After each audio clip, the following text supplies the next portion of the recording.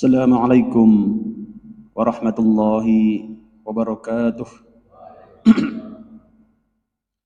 Innal hamdalillah nahmaduhu wa nasta'inuhu wa nastaghfiruh wa na'udzu billahi min shururi anfusina wa min sayyiati a'malina. May yahdihillahu fala mudilla lahu wa may yudlil fala hadiya lahu. Asyhadu an la ilaha illallah wahdahu la syarika lahu. Iyyahu na'budu wa iyyahu nasta'in. Wa asyhadu anna Muhammadan 'abduhu wa rasuluh al-mab'uts rahmatan lil 'alamin. Allahumma fashalli wa sallim wa karrim 'ala hadzal nabiyil karim nabiyyina wa maulana wa qurrati a'yunina Muhammadin sallallahu alaihi wasallam wa 'ala alihi wa azwajihi wa dzurriyyatihi wa ahli baitihi wa man tabi'ahum bi ihsan ila yaumiddin. Amma ba'd, fayal hadirun usikum wa iyaya bitaqwallah wa ta'atihi la'allakum tuflihun. Allahumma la sahla illa ma ja'altahu sahla wa anta taj'al hazna idza syi'ta sahla. Amma ba'd. Hadirin Bapak Ibu jamaah rahimakumullah, bersyukur kita hari ini Allah memberikan kita kesehatan, diberikan kita kesempatan, dua nikmat yang kelak di akhirat banyak orang yang menyesalinya. Kelak akan banyak orang yang menyesali nikmat sehat dan sempat ini. Mereka baru teringat ternyata begitu mahal nikmat sehat dan sempat ini. Mereka baru sadar kenapa dulu nikmat besar itu tidak diisi dengan kebaikan-kebaikan. Mereka baru sadar kenapa nikmat besar itu tidak digunakan untuk memperbanyak zikir kepada Allah atau menyempurnakan ibadah kita dengan mengikuti ta'lim sehingga kita semakin faham tentang ibadah-ibadah kepada Allah Subhanahu wa taala. Oleh karenanya, bersyukur hari ini Allah memberikan kita inayahnya, hidayahnya sehingga kita hadir di masjid yang kita cintai ini. Semoga rangkaian ibadah yang kita laksanakan dan ta'lim yang kita lakukan senantiasa diliputi oleh rahmat Allah Ta'ala dan diterima sebagai amal soleh di sisinya. Amin ya rabbal alamin. Hadirin rahimakumullah, dalam suasana Rabiul Awal ini izinkan kami mengetengahkan tentang hak-haknya Rasulullah Muhammad SAW atas kita. Hari ini banyak di antara saudara kita yang menyelenggarakan peringatan-peringatan Maulid dan semacamnya. Kita tidak membahas tentang apa dan bagaimanakah peringatan itu, terlepas dari berbagai pandangan yang setuju dan tidak setuju, tapi kita mencoba menggali tentang hak-hak Rasulullah Muhammad SAW yang semestinya kita penuhi. Dan ini momentum yang tepat kita merefleksi diri kita, apakah kita sudah memenuhi hak-haknya beliau ataukah belum. Ma'asyiral muslimin rahimakumullah, ada 4 hak beliau yang Allah tunjukkan dalam Al-Quran yang bisa kita pedomani di sana insyaallah. Yang pertama adalah beliau berhak untuk dicintai melebihi diri kita sendiri bahkan. Atau dengan kata lain, yang menjadi kewajiban kita adalah mencintai beliau melebihi diri kita sendiri bahkan.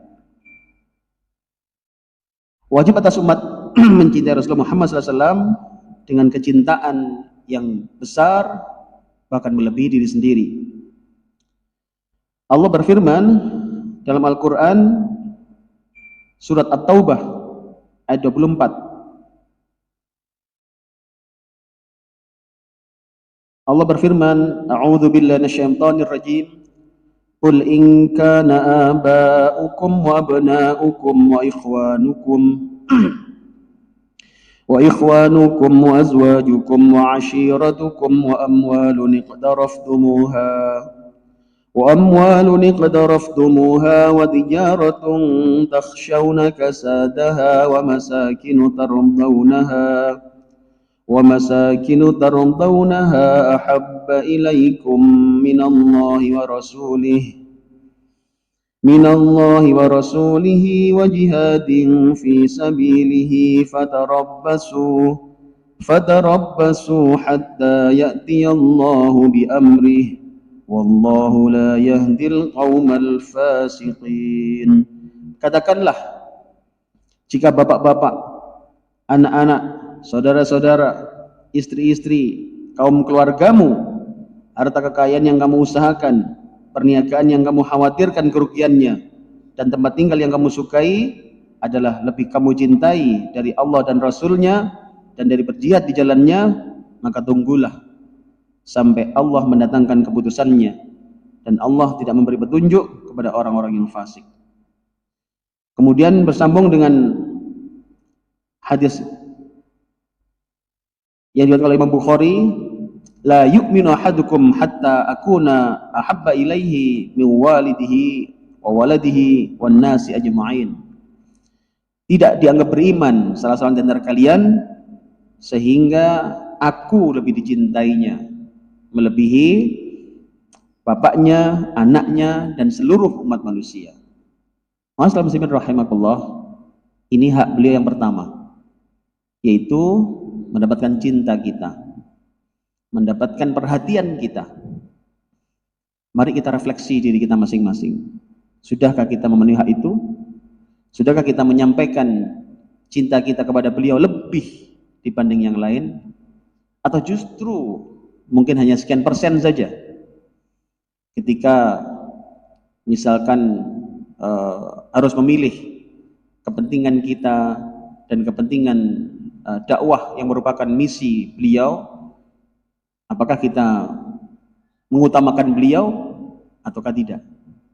Apakah kita lebih memilih diri kita, lebih mementingkan ego kita dibanding kepentingan-kepentingan yang menjadi misi dihadirkannya beliau di muka bumi ini, yakni dakwah Islam ini? Maka disitulah Allah menguji kita, sudahkah cinta kita lebih besar kepada Rasulullah Muhammad SAW, bahkan dari seluruh umat manusia sekalipun. Terkait hadis ini, hadirin,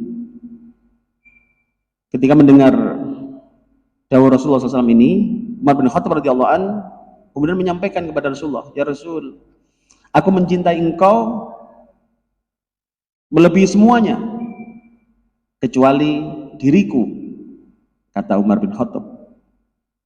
Aku mencintai engkau lebih besar dari semuanya kecuali diriku. Apa komentar Rasul? Beliau menyampaikan, tidak begitu. Tidak begitu ya Umar. Belum dianggap beriman orang itu ketika tidak mencintai diriku melebihi semuanya, bahkan diri sendiri, bahkan dirinya sendiri. Kemudian Umar bin Khattab menyampaikan kembali, demi Allah, sungguhnya aku mencintai engkau melebihi semuanya, bahkan diriku sendiri. Maka kemudian Rasulullah menjawab, berkomentar, sekarang inilah Umar, kamu sudah sempurna. Bismillahirrahmanirrahim. Ini merupakan satu momentum penting yang perlu sesekali kita renungkan. Sudahkah kita mencintai Rasulullah SAW melebihi yang lain? Sudahkah kita punya perhatian yang lebih atas dakwah Islam ini yang merupakan misinya beliau? Sudahkah kita memberikan porsi besar dalam aktivitas kita, dalam pikiran kita, dalam harta kita bahkan, untuk memberikan kecintaan kepada beliau, mewujudkan cinta kita, membela agama, membela dakwah yang menjadi bagian dari, yang menjadi misi dihadirkannya beliau di muka bumi ini. Yang kedua, yakni mengimani beliau Muhammad sallallahu alaihi wasallam dengan sebenarnya. Hadirin rahimakumullah, ini merupakan sebagai konsekuensi iman kita kepada Rasulullah Muhammad SAW adalah mengimani beliau, mengimani, mengikuti apa yang beliau bawa. Sebagaimana Al-Qadhi Iyad rahimahullah ta'ala berkata, ketahuilah, barang siapa mencintai sesuatu, pasti dia akan mengutamakannya dan berusaha meneladaninya. Yang pertama tadi, kita hak Rasulullah adalah dicintai. Maka wujud cinta ini adalah mengutamakannya, meneladaninya. Maka hak yang kedua adalah bagaimana kita mewujudkan cinta tadi dengan perspektif meneladani Rasulullah Muhammad SAW dengan sebenar-benarnya. Masalah muslimin rahimakumullah, kadang ada orang mengaku cinta tapi tidak ada buktinya. Itu namanya cinta apa itu? Cinta palsu namanya. Tentu pada Rasulullah SAW bukan cinta palsu. Cinta yang ada buktinya, yaitu cinta yang dibuktikan dengan kita berusaha meneladaninya dengan sebenar-benarnya. Hadirin rahimakumullah, tanda cinta kepada Rasulullah adalah meneladani beliau, mengamalkan sunnahnya, mengikuti semua ucapan dan perbuatannya, melaksanakan segala perintah dan menjauhi larangannya, serta menghiasi diri dengan adab-adab yang beliau contohkan, baik dalam keadaan susah maupun senang. Hadirin, ini merupakan bukti cinta. Artinya ketika benar-benar mencintai Rasulullah SAW, mestinya meneladani beliau, menerapkan apa yang beliau contohkan dalam kehidupan kita sehari-hari, bahkan dalam kondisi senang maupun susah. Kalau seperti kita mencintai istri atau suami kita barangkali, itu kan mestinya bukan angin-anginan gitu ya. Jadi mau hujan, mau angin, mau kemarau, tetap dong mestinya. Ibu-ibu mencintai bapaknya anak-anak kan tidak mungkin tergantung tanggal gitu ya. Kalau pas tanggalnya muda cinta, tanggalnya tua mulai nggak cinta. Tentu tidak demikian. Maka sebagaimana kita mencintai diri kita, maka ketika pada Rasulullah SAW mestinya seperti itu, lebih bahkan, dan itu tidak angin-anginan, tidak kemudian menjadi sesuai dengan musim, tidak. Kita berikhtiar mencintai, membuktikan cinta kepada Rasulullah SAW dalam kondisi apapun. Allah berfirman dalam Al-Quran surat Al-Imran ayat 31, A'udzu billahi minasyaitonir rajim. Qul in kuntum tuhibbunallaha fattabi'uni yuhibbukumullah wa yaghfir lakum dzunubakum. Wallahu ghafurur rahim. Allah berfirman, Qul in kuntum tuhibbunallah, katakanlah Muhammad, kalau engkau mencintai Allah, fattabi'uni, maka ikutlah aku. Jadi bukti kita cinta kepada Allah, yang kemudian mencintai Rasulullah, adalah kita mengikuti beliau, yang efeknya adalah yuhibbukumullah, Allah akan mencintai kalian, wa yaghfir lakum dzunubakum, dan akan mengampuni dosa-dosa kalian. Wallahu ghafurur rahim, dan Allah Maha Pengampun lagi Maha Penyayang. Ma'asyiral muslimin rahimakumullah, mencintai Allah, mencintai Rasulullah, ini harus dibuktikan dengan benar-benar mengikuti pelajaran Rasulullah Muhammad SAW. Ada 4 hal yang perlu kita ketahui di dalam mengikuti Rasulullah SAW ini. Yang pertama adalah membenarkan seluruh berita Rasulullah Muhammad SAW.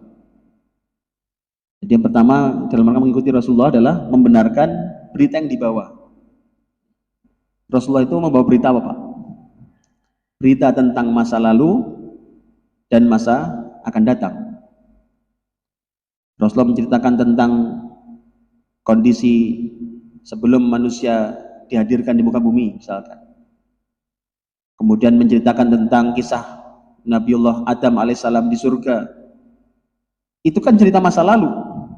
Maka kita sebagai seorang mukmin percaya, beriman atas berita itu menjadi bukti kita mencintai Rasulullah Muhammad SAW. Rasulullah juga menceritakan tentang masa datang, menceritakan tentang kiamat misalkan. Maka seorang mukmin pasti mengikuti, pasti mengimani. Ketika benar itu dari Rasulullah SAW, maka beriman. Kita beriman apapun berita yang beliau sampaikan, yang akan datang, yang sudah terjadi, yang akan terjadi, semuanya adalah bagian dari yang harus kita imani. Allah berfirman masalah ini agar kita semakin yakin tentang apa yang beliau sampaikan. Dalam surat An-Najm ayat 3 dan 4, Allah berfirman, a'udzubillahi minasyaitonir rajim, wa ma yantiqu 'anil hawa wa ma yantiqu 'anil hawa in huwa illa wahyu yuha. Allah berfirman, dan tiadalah yang diucapkannya itu menuruti hawa nafsunya.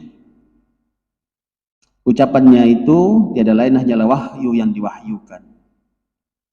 Hadirin, ini meyakinkan kepada kita bahwasanya apapun yang beliau bawa, beliau sampaikan itu adalah dari Allah Subhanahu wa taala. Itu bukan nafsunya beliau, itu adalah wahyu dari Allah Subhanahu wa taala. Yang kedua dan ketiga, yakni menaati Rasulullah SAW dengan mengamalkan perintah-perintahnya dan menjauhi larangannya. Ya, jadi ini dalam rangka mengimani Rasulullah SAW, mengikuti beliau secara rinci. Ya, ini adalah mengimani berita yang dibawanya, kemudian melaksanakan perintahnya. Yang ketiga, menjauhi larangannya. Jadi semestinya kalau kita ini sekarang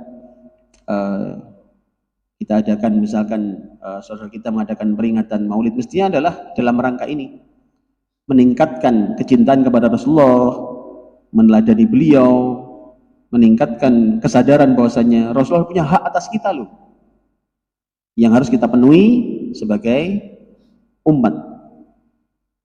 Kemudian dalam kaitan ini, dalam kaitan kita mentaati Rasulullah SAW atas perintahnya dan menghindarkan apa yang dilarangnya, Allah berfirman dalam Al-Quran surat Muhammad ayat 33, hai orang-orang yang beriman, taatlah kepada Allah dan taatlah kepada Rasul, dan janganlah kamu merusak pahala amal-amalmu.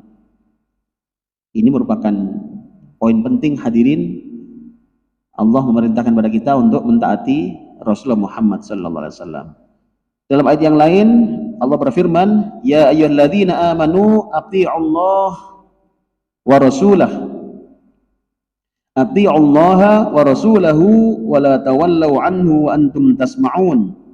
Hai orang-orang yang beriman, taatlah kepada Allah dan Rasulnya, dan janganlah kamu berpaling darinya dalam keadaan kau mendengar perintah-perintahnya.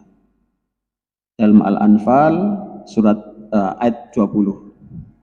Hadirin rahimakumullah, lagi-lagi inilah yang harus kita pegangi gitu ya. Kita pegangi, kita yakini bahwasanya yang dibawa Rasul ini, apapun yang namanya berita, kita percaya. Larangan kita buktikan. Kita tidak akan mengikuti larangan-larangan itu, tidak akan mendekatinya. Dan kalau itu perintah, maka kita buktikan, kita berusaha untuk melaksanakannya. Allah berfirman dalam Al-Quran surat Al-Hasyr ayat 7 tentang masalah apapun yang dibawa Rasulullah, hendaknya kita bawa, hendaknya kita ambil. Allah berfirman, a'udzu billahi minasyaitonir rajim, wa ma atakumur rasulu fakhudhuhu wa ma nahakum anhu fantahu. Apapun yang dibawa oleh Rasulullah, ambil. Jadi apapun yang dibawa berupa perintah, ambil, laksanakan. Dan apa yang dilarang, maka tinggalkanlah. Hadirin rahimakumullah, bahkan dalam kaitan mengikuti Rasulullah SAW ini, kalau kita sering membuka dalam kitab Riyadhus Shalihin, itu akan ada satu hadis Nabi tentang orang-orang yang enggan masuk surga, orang yang enggan masuk surga. Jadi Rasulullah menyebutkan, kullu ummati yadkhulunal jannah illa man aba. Semua umatku akan masuk surga kecuali orang yang nggak mau. Sahabat heran, kok ada ya Rasul orang nggak mau masuk surga? Kita semua ingin surga loh. Kita bangun malam, kita berpuasa, kita beramal soleh, ingin surga semua. Oh benar ada orang nggak mau surga? Ternyata benar. Ada. Rasul menyebutkan, man ata'ani dakhalal jannah wa man asani faqad aba. Orang yang mentaatiku maka dia masuk surga, dan orang yang bermaksiat kepadaku faqad aba, sungguh dia adalah orang yang tidak mau surga. Yang keempat, dalam bukti mencintai Rasulullah SAW tadi, mengimani dengan sebenarnya tadi, yakni tidak beribadah kepada Allah Subhanahu wa taala selain dengan syariatnya. Jadi ada 4 tadi Pak ya. Yang pertama tadi mengimani berita yang dibawanya. Ya. Kemudian yang kedua melaksanakan perintahnya. Yang ketiga menjauhi larangannya. Yang keempat adalah kita beribadah dengan syariatnya. Ini bagian dari kita mentaati beliau. Kemudian dalam kaitan ini Abdullah bin Mas'ud radhiyallahu an pernah berkata, ikutilah apa yang diajarkan Rasulullah Muhammad SAW, jangan mengamalkan amalan-amalan yang lain yang tidak ada contohnya dari baginda Rasulullah Muhammad SAW. Karena sungguh apa yang dibawa oleh beliau telah cukup bagi kalian. Jadi cukup sudah, nggak perlu tambah-tambah lagi sudah. Hadirin rahimakumullah, terkait masalah kemudian yang ketiga, jadi tadi yang pertama haknya beliau adalah kita mencintai beliau dengan sebenarnya. Yang kedua mengimani dengan sebenarnya tadi. Yang ketiga sekarang adalah kita mencintai ahlul baitnya. Hadirin rahimakumullah, termasuk haknya Nabi adalah kita mencintai ahlul baitnya, mencintai keluarganya, mencintai sahabat-sahabat beliau. Rasulullah menyebutkan, memberikan larangan kepada kita, la tu'dhini fi Aisyah, jangan kau menyakiti aku dalam perihal Aisyah. Jadi Rasulullah bisa sakit, bisa tersinggung ya, ketika kita menyatakan sesuatu yang tidak benar atas keluarga beliau, memberikan fitnah ya, naudzubillah, naudzubillah. Janganlah kalian menyakitiku dalam perkara Aisyah, sesungguhnya wahyu tidaklah turun kepadaku dalam keadaan aku berada di baju istriku selain Aisyah. Ini merupakan satu kemuliaan bagi Bunda Aisyah radhiyallahu anha. Bahkan ketika baginda Rasulullah SAW bersama beliau, Bunda Aisyah, itu pernah turun wahyu. Hadis riwayat Bukhari dan Muslim. Maka orang yang paling terancam dalam urusan hal ini adalah mereka yang suka menghina-hina sahabat Nabi. Ada golongan yang suka menghina-hina sahabat Nabi, menghina keluarga Nabi, mengatakan istri baginda adalah orang-orang yang termasuk orang pezina dan sebagainya. Ini tentu mereka ini mungkin mereka lupa bahwasannya memuliakan keluarga Nabi, sahabat beliau adalah bagian dari hak Rasulullah Muhammad SAW. Beliau juga menyatakan ketika ditanya oleh Amr bin As dalam suatu ketika dalam perang Dzatus Salasil, jadi pas bertemu di situ bertanya itu. Jadi perang Dzatus Salasil ini perang yang memakai rantai, Pak. Jadi waktu itu adalah dengan Romawi, dan pasukan Romawi itu agar kokoh pertahanan mereka itu kakinya para pasukan itu diikat dengan rantai. Jadi mereka tidak bisa mundur, tidak bisa maju seenaknya, jadi seperti satu perisai begitu. Memang susah waktu itu untuk mengalahkan, walaupun akhirnya umat Islam menang. Masya Allah. Hadirin rahimakumullah. Nah, Bertanya Amr bin As ini, ya Rasulullah, siapa orang yang paling kau cintai? Siapa orang yang paling engkau cintai? Kemudian Rasul menjawab, qala Aisyah. Aisyah. Jadi mengatakan Aisyah. Kemudian dilanjutkan, kalau minar rijal, kalau laki-laki siapa ya Rasul? Kemudian beliau menyatakan, qala abuha, bapaknya. Siapa itu? Abu Bakar As-Siddiq radhiyallahu anhu. Beliau sangat cinta dengan mereka karena sudah terbukti pengorbanannya ketika semua orang membenci beliau, semua orang mencaci maki beliau. Abu Bakar As-Siddiq radhiyallahu anhu tampil menjadi orang pembela kepada dakwah beliau. Hadirin rahimakumullah, dalam kaitan mencaci maki sahabat, Rasulullah juga melarangnya. Dalam hadis riwayat Imam Bukhari dan Muslim, janganlah kalian mencaci maki sahabatku. Janganlah kalian mencaci maki sahabatku. Seandainya salah seorang dari kalian menginfakkan emas sebesar gunung Uhud, itu tidak akan mengalahkan satu mud apa yang telah mereka infakkan. Jadi tidak ada bandingannya Pak kita dengan apa? Sahabat Nabi, ya. Jadi andai kita menginfakkan sebesar gunung Uhud pun, kata Rasulullah, kalian tidak akan mengalahkan mereka, walaupun dibanding dengan mereka hanya satu mud saja. Apa artinya? Mereka sudah luar biasa. Lihatlah seorang sahabat Nabi Abdurrahman bin Auf, sodakohnya, infaknya di jalan Allah luar biasa. Dalam satu buku kami menjumpai sekali berinfak beliau itu pernah terjadi secara senilai 48 miliar sekali berinfak Pak. Kalau di zaman sekarang ini ada nggak ya orang berinfak langsung 40 miliar begitu? Mungkin ada, tapi satu di antara sejuta barangkali. Hadirin rahimakumullah, terakhir apa hak Rasulullah SAW? Jadi haknya ada 4 ya. Yang pertama adalah mencintai beliau dengan sebenarnya. Kedua, mengimani beliau dengan sebenarnya. Kemudian yang ketiga, mencintai keluarga dan sahabatnya. Yang keempat adalah bersolawat kepadanya. Allah berfirman Al-Quran surat Al-Ahzab 56. A'udzu billahi minasyaitonir rajim. Innallaha malaikatahu yusalluna 'alan nabi ya ayyuhalladzina amanu sallu 'alaihi wasallimu taslima. Sungguhnya Allah dan malaikatnya berselawat untuk Nabi. Hai orang beriman, berselawatlah kamu untuk Nabi dan mengucapkan salam penghormatan kepadanya. Hadirin rahimakumullah, bahkan Nabi sallallahu alaihi wasallam menyebut orang yang tidak mau berselawat adalah orang yang bakhil. Orang yang bakhil itu orang yang pelit. Al-bakhilu man dzukirtu 'indahu falam yusalli 'alaihi.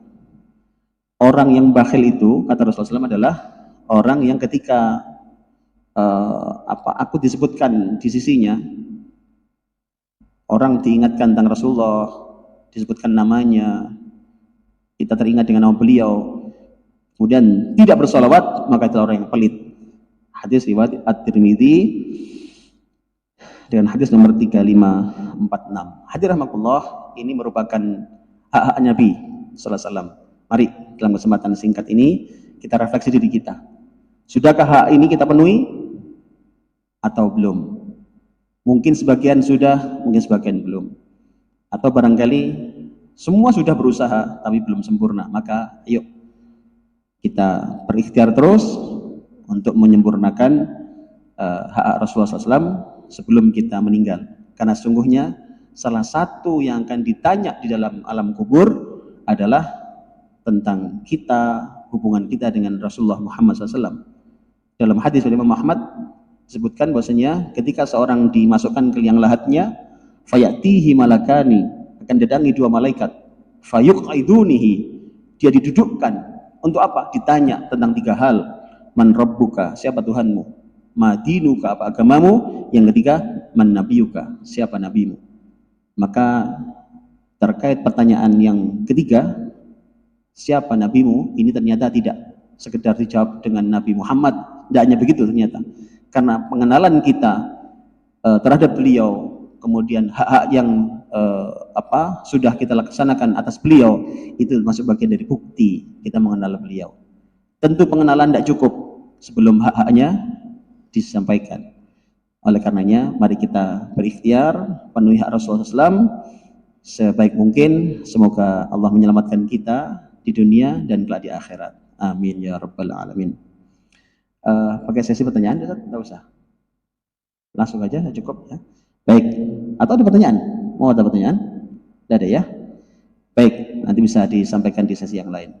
Hadirin Allah, demikian apa yang kita bahas hari ini. Sekali lagi, mari kita berikhtiar untuk memenuhi hak Rasulullah SAW dengan sebaik-baiknya. Semoga Allah menguatkan kita menjadi bagian dari umat beliau yang setia sampai kita kelak meninggal mendapatkan husnul khotimah. Aqulu qouli hadza fastaghfirullah lakum subhanakallahumma bihamdika asyhadu an la ilaha illa anta astaghfiruka wa atubu ilaik. Assalamualaikum warahmatullahi wabarakatuh.